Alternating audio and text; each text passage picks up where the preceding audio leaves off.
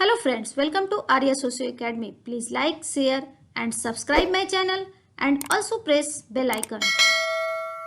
Welcome to Arya socio academy.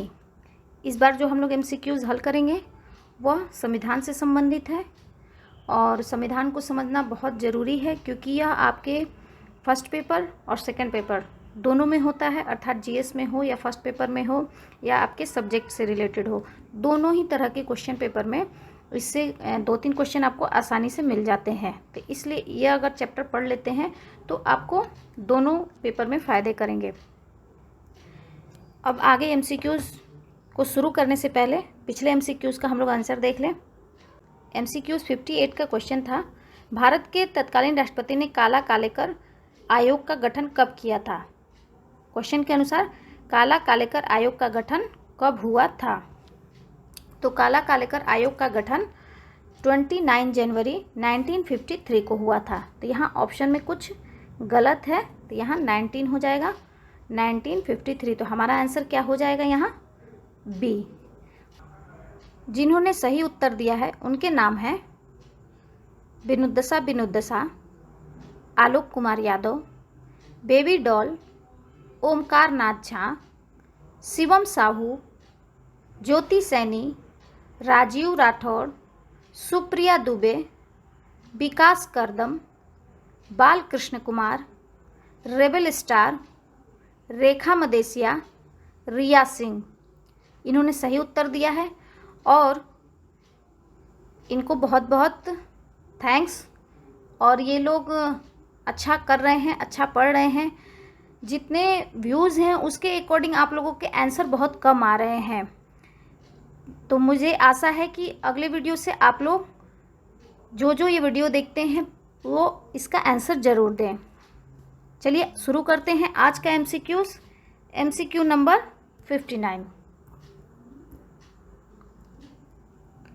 Question number 1, Bharat के संविधान में कौन से अनुच्छेद में राज्य द्वारा काम की न्याय संगत और मनोवोचित दशाओं को सुनिश्चित करने और प्रसूति सहायता का उपबंध है। प्रसूति सहायता का उपबंध किसमें है। ऑप्शन है ए अनुच्छेद 39, बी अनुच्छेद 42, सी अनुच्छेद 23, डी अनुच्छेद 15। अगर हम देखें तो राज्य की बात है इसमें और काम द्वारा, काम की न्याय संगत है और प्रसूति सहायता की जहाँ बात आती है, मैटरनिटी की बात आती है, वह हो जाता है हमारा अनुच्छेद 42। तो हमारा क्या हो जाएगा आंसर, हमारा आंसर होता है यहाँ बी अनुच्छेद 42। फर्स्ट का आंसर हो गया हमारा बी। नेक्स्ट क्वेश्चन नंबर 2, देश के विभिन्न क्षेत्रों में जनजाति कल्याण हेतु कार्यरत समाज सेवा अभिकरणों का संघ, जिसे भारतीय आदिम जाति सेवक संघ के नाम से जाना जाता है, की स्थापना सन 1948 में निम्नलिखित में किसके द्वारा हुई थी। A doctor Rajendra Prasad, B Jawaharlal Nehru, C Jayaprakash Narayan, D doctor BR Ambedkar. जनजातीय कल्याण हेतु समाज सेवा अभिकरणों का संघ भारतीय आदिम जाति सेवक संघ के नाम से जाना जाता है। इसकी स्थापना 1948 में हुई थी। इसकी अध्यक्षता किसने की, इसका हमें आंसर बताना है। अगर हम यहाँ देखें तो हमारा यहाँ कोई भी ऑप्शन सही नहीं है क्योंकि आदिम जाति, भारतीय आदिम जाति सेवक संघ की स्थापना जो 1948 में हुई थी उसकी अध्यक्षता ठक्कर बापा ने की थी। तो हमारा आंसर क्या होगा यहाँ ठक्कर बापा। नेक्स्ट क्वेश्चन नंबर 3, भारत के संविधान की 6ठी अनुसूची का प्रमुख उपबंध निम्नलिखित में से किससे संबंधित है। 6ठी अनुसूची के बारे में पूछ रहा है। तो इसमें 6ठी अनुसूची में ऑप्शन है ए सरकारी नौकरियों में आरक्षण, बी जनजातीय भूमि का संरक्षण, सी उत्तर पूर्वी भारत में जनजातीय क्षेत्रों के प्रशासन में स्वायत्तता, डी शैक्षणिक संस्थानों में आरक्षण। तो अगर हम देखेंगे तो 6ठी अनुसूची बात करता है किसका, ईस्टर्न स्टेट जो पूर्वोत्तर राज्य हैं उसमें एसटी के जो क्षेत्र हैं उसमें प्रशासन में स्वायत्तता की बात करता है। तो हमारा ऑप्शन आंसर क्या हो जाएगा, हमारा 3 का आंसर हमारा हो जाएगा यहाँ सी। 3 का आंसर हमारा हो जाएगा यहाँ सी। नेक्स्ट क्वेश्चन नंबर 4,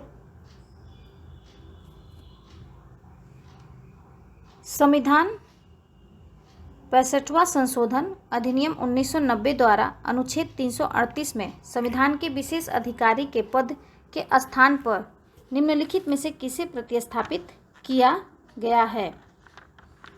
ए, राष्ट्रीय अनुसूचित जाति और अनुसूचित जनजाति बोर्ड, राष्ट्रीय अनुसूचित जाति और अनुसूचित जनजाति आयोग, सी, राष्ट्रीय अनुसूचित जाति और अनुसूचित जनजाति परिषद, डी, राष्ट्रीय अनुसूचित जाति और अनुसूचित जनजाति समिति। तो अगर हम देखें तो 338 क्या है, कमीशन की बात करता है। संविधान में जो 338 है, अनुच्छेद 338, यह भारतीय राष्ट्रीय अनुसूचित जाति और अनुसूचित जनजाति के कमीशन की बात करता है। 38 एससी के लिए और 38 का एसटी के लिए है। तो यहाँ अगर हम कथन और कारण को देखेंगे तो कथन में कहा रहा है कि अनुसूचित जातियों को आरक्षण देने का ध्यान में रखा गया, बिल्कुल सही है, लेकिन निश्चित समय में इनका आर्थिक और सामाजिक उत्थान नहीं हो पाया है। तो कथन और कारण दोनों सही हैं, लेकिन कथन का यह कारण नहीं बनता है। तो हमारा आंसर 5 का क्या हो जाएगा, ए और आर दोनों सही हैं और आर ए का सही स्पष्टीकरण नहीं करता है। तो हमारा 5 का आंसर हो जाता है यहाँ बी।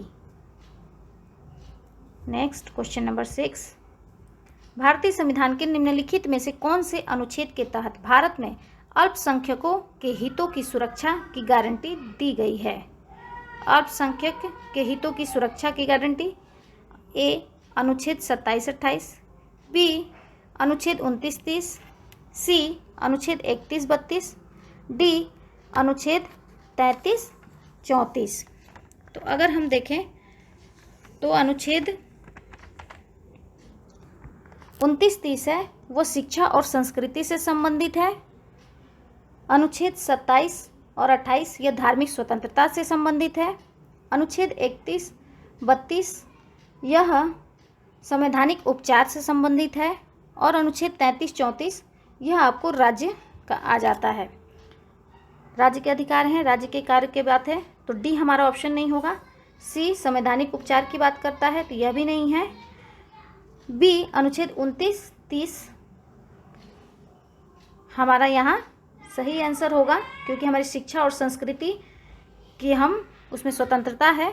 तो हमारा आंसर 6 का हो जाएगा यहाँ बी। तो यहाँ अपने कल्चर को, अपनी शिक्षा को बनाए रखने की बात है। तो 6 का आंसर हमारा यहाँ हो जाएगा बी।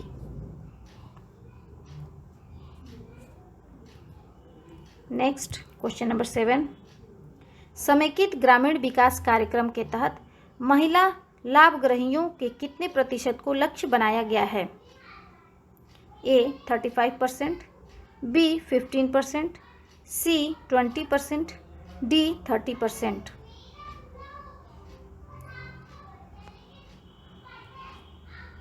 तो समेकित ग्रामीण विकास कार्यक्रम के तहत महिला लाभग्रहियों के कितने प्रतिशत को लक्ष्य बनाया गया है। तो हमारा आंसर होगा यहाँ डी, 30%। 7 का answer D. Next question number 8, भारतीय संविधान के किस अनुच्छेद में उन कानूनों की चर्चा है जिसकी वैधता मौलिक अधिकारों से तथाकथित असंगति के आधार पर किसी भी न्यायालय में बहस का विषय नहीं हो सकती है। ऑप्शन ए है 9वीं अनुसूची, ऑप्शन बी 7वीं अनुसूची, ऑप्शन सी 6ठी अनुसूची, ऑप्शन डी 6ठी अनुसूची। तो अगर हम देखें तो यहाँ सी और डी के ऑप्शन सेम है, कुछ मिस प्रिंटिंग है। वैसे अभी इसके पहले हम लोगों ने देखा था 6ठी अनुसूची में क्या है, पूर्वोत्तर राज्य के एसटी क्षेत्र के प्रशासन से संबंधित है, तो सी और डी, तो यहाँ हमारा आंसर नहीं निकलता है। यहाँ क्या कह रहा है कि मौलिक अधिकार से तथाकथित असंगति के आधार पर किसी भी न्यायालय में बहस का विषय नहीं हो सकती है। तो 9वीं अनुसूची और 8वीं अनुसूची, 8वीं अनुसूची भाषा से संबंधित है और 9वीं अनुसूची भूमि सुधार से संबंधित है। तो यहाँ हमारा कोई भी ऑप्शन सही नहीं है। अगर हम यहाँ देखें तो हमारा यहाँ कोई भी ऑप्शन सही नहीं है। चलिए आगे वाले क्वेश्चन की बात कर लें, क्योंकि यहाँ कोई ऑप्शन सही नहीं मिल रहा है हमें। आगे क्वेश्चन देख लें। अनुच्छेद 332 का विषय है, आर्टिकल 332 का सब्जेक्ट क्या है? ए, लोकसभा में अनुसूचित जातियों तथा अनुसूचित जनजातियों के लिए आरक्षित स्थान। बी, राज्यों की विधानसभाओं में अनुसूचित जातियों तथा अनुसूचित जनजातियों के लिए आरक्षित स्थान। सी, 30 सालों के बाद आरक्षित स्थानों और विशिष्ट प्रतिनिधित्व की समाप्ति। डी, लोकसभा में एंग्लो इंडियन समुदाय का प्रतिनिधित्व। तो यहाँ इस आंसर को हल करने से पहले एक चीज़ जान लीजिए, एक यहाँ फॉर्मूला हो जाता है आपको लारा, काफ़ी इजी होगा इससे आप लोगों को समझने में। एल से हो गया आपको लोकसभा, ए से हो गया एंग्लो इंडियन समुदाय का प्रतिनिधित्व, आर से हो गया राज्यों की विधानसभाओं में रिजर्वेशन, और ए से हो गया फिर राज्य की विधानसभाओं में एंग्लो इंडियन समुदाय का प्रतिनिधित्व। तो ठीक है, एल और ए लोकसभा में और आर ए का मतलब राज्यों की विधानसभाओं में SC ST के लिए रिजर्वेशन की बात है। एल क्या है? एल ये आता है 330 में आता है, तो ए आ गया उसके बाद से 31, आर आ गया आपको 332 और फिर से यहाँ ए हो गया 333। तो हम लोगों का क्वेश्चन के अनुसार आंसर क्या बनेगा? अनुच्छेद 332 के बारे में पूछ रहा है, तो 332 यहाँ किससे संबंधित है? राज्यों की विधानसभाओं से। तो हमारा आंसर क्या यहाँ निकल के आ गया? आंसर बी, राज्यों की विधानसभाओं में अनुसूचित जातियों तथा अनुसूचित जनजातियों के लिए आरक्षित स्थान, अर्थात राज्यों की विधानसभाओं में SC ST के लिए रिजर्वेशन की बात होती है। तो याद रखिएगा फॉर्मूला कौन सा? लारा। ये फॉर्मूला आपको याद रखेंगे तो बहुत इजी होगी समझने में। 9 का आंसर हो गया यहाँ बी। नेक्स्ट क्वेश्चन नंबर 10, छात्रवृत्तियों शिक्षण संस्थानों में स्थान आरक्षण द्वारा अनुसूचित जनजातियों के शैक्षिक उत्थान के लिए भारतीय संविधान के किस अनुच्छेद में प्रावधान किया गया है?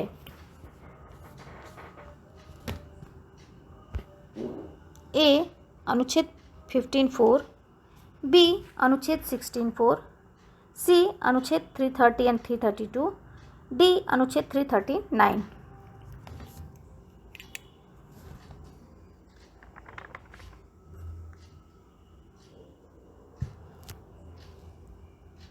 यहाँ हम लोग देख रहे हैं अनुच्छेद 339 जो है वह SC ST के जो संघ है उससे संबंधित है। सी है अनुच्छेद 330 और 332 जो अभी हम लोगों ने लारा में देखा, तो डी, सी और डी दोनों नहीं होंगे। बी की बात करें तो अनुच्छेद 16(4) यह लोक नियोजन से संबंधित है, और ए, अनुच्छेद 15A यह संबंधित है जो पिछड़े वर्ग हैं, चाहे उसमें SC आए ST आए, पिछड़े वर्ग जो भी आए उनके उत्थान की बात की गई है, इसमें किसी तरह के भेदभाव की बात नहीं की गई है। तो 10 का आंसर हमारा यहाँ हो जाएगा ए। 10 का आंसर हो जाता है हमारा यहाँ ए। नेक्स्ट क्वेश्चन नंबर 11, भारतीय संविधान के तहत अनुसूचित जातियों के शैक्षिक तथा आर्थिक हितों के उन्नयन हेतु निम्नलिखित में से किसमें प्रावधान किया गया है? भारतीय संविधान के शैक्षिक और आर्थिक हितों के उन्नयन अर्थात उनके विकास के लिए किसमें प्रावधान किया गया? ए, उद्देशिका, बी, निर्देशक तत्व, सी, 8वीं अनुसूची, डी, अनुच्छेद 18।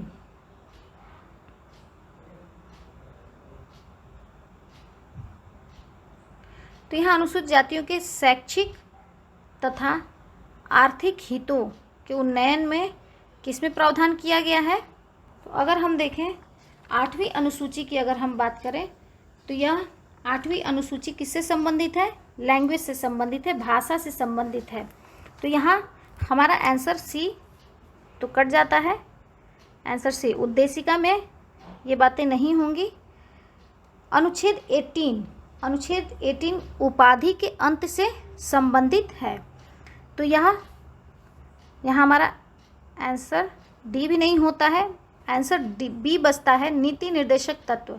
नीति निर्देशक तत्व में आर्टिकल 46 के अंतर्गत जो SC ST या दुर्बल वर्ग हैं, कमजोर वर्ग हैं, उनके शिक्षा और आर्थिक हितों के उन्नयन हेतु उसमें प्रावधान किए गए हैं। तो नीति निर्देशक तत्व के अंतर्गत ये बातें आती हैं। तो 11 का आंसर हमारा यहाँ हो जाता है बी। राज्य के द्वारा यह लागू किया जाता है। राज्य जो वीकर सेक्शन है, वीकर क्लास है, उनके शैक्षिक और आर्थिक हितों को बढ़ाने के लिए जो भी वो नियम कानून बनाएंगे तो वो क्या नीति निर्देशक तत्वों के अंतर्गत आता है। तो 11 का आंसर हमारा यहाँ हो जाता है बी। नेक्स्ट क्वेश्चन नंबर 12, अनुसूचित क्षेत्रों वाले हर राज्य के राज्यपाल को भारतीय संविधान की किस अनुसूची में आदिवासियों के हित में शक्तियाँ प्राप्त हैं? ए 5वीं अनुसूची, बी 8वीं अनुसूची, सी 4थी अनुसूची, डी 3री अनुसूची। तो अगर हम देखें 3री अनुसूची तो यह किससे, मजिस्ट्रेट से संबंधित है। तो हमारा आंसर डी यहाँ कट जाता है, मजिस्ट्रेट से संबंधित है। सी ऑप्शन में देखें 4थी अनुसूची, तो 4थी अनुसूची किससे संबंधित है? यह राज्यसभा में प्रतिनिधित्व का वितरण करता है। तो हमारा यहाँ सी ऑप्शन भी गलत हो जाता है। बी अगर देखें 8वीं अनुसूची, 8वीं अनुसूची अभी हम लोगों ने बात की है क्या है, लैंग्वेज से संबंधित है। तो यह भी हमारा आंसर यहाँ कट जाता है। अब यहाँ रहा 5वीं अनुसूची, यह क्या कहता है, यह SC और ST के प्रशासन और नियंत्रण के संबंध में बात करता है। तो यहाँ क्या है, अनुसूचित क्षेत्र वाले हर राज्य के राज्यपाल को भारतीय संविधान के में आदिवासियों के हित के लिए शक्तियाँ प्राप्त होती हैं। तो ये किस में प्राप्त होती हैं? 5वीं अनुसूची के तहत प्राप्त होती हैं। तो एडमिनिस्ट्रेशन की बात है, SC ST के एडमिनिस्ट्रेशन की बात 5वीं अनुसूची में की गई है। तो हमारा 12 का आंसर यहाँ हो जाता है ए।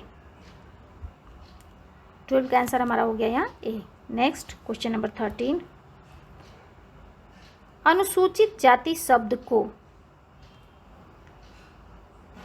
शेड्यूल कास्ट SC शब्द को ऑप्शन दिए हुए ए राज्य के नीति निर्देशक सिद्धांतों में स्पष्ट रूप से परिभाषित किया गया है, बी भारत के संविधान के किसी एक अनुच्छेद में स्पष्ट रूप से परिभाषित किया गया है, सी भारत के संविधान की प्रस्तावना में स्पष्ट रूप से परिभाषित किया गया है, डी भारत के संविधान में परिभाषित नहीं किया गया है। तो अगर हम देखें तो यह क्या है,